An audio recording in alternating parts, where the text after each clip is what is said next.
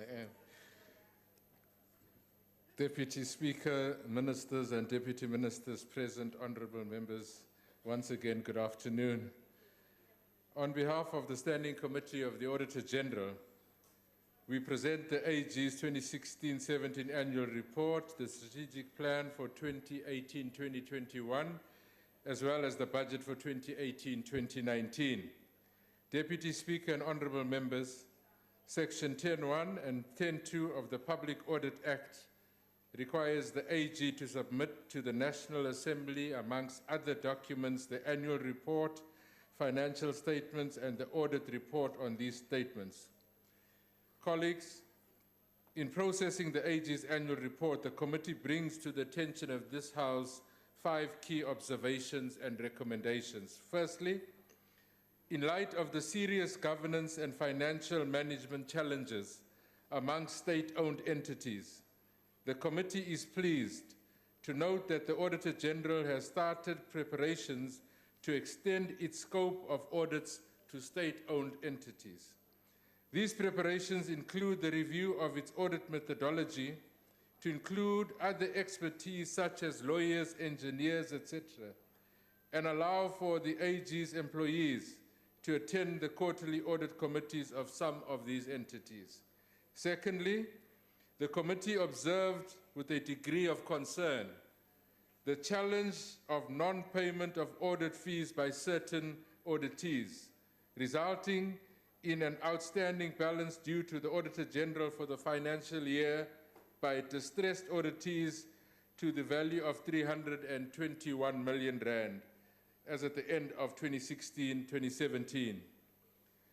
The committee recommends that the AG and National Treasury consider encouraging auditees to ring-fence amounts budgeted for audit fees, and that in the event of malicious non-payment, legal actions should be pursued in an attempt to collect fees due to the Auditor-General.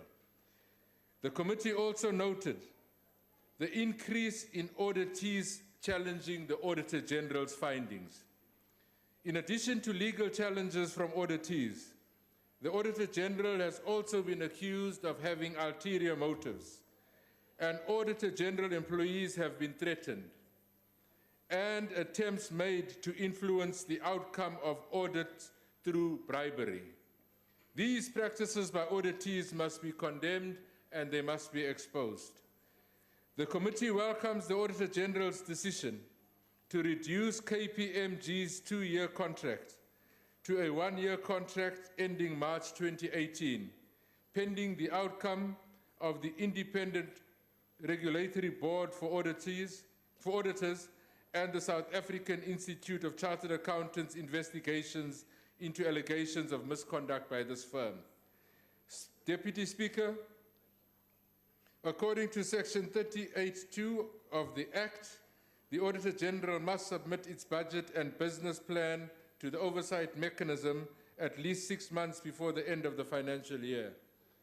In processing the strategic plan and the 2018-19 budget, the committee wishes to comment as follows. Firstly, the committee notes that the Auditor-General's progress in terms of employing persons with disabilities far exceed that of most national departments. Number two, the committee also notes that although the AG has reduced its personnel by 54 employees, it aims to improve productivity and efficiency.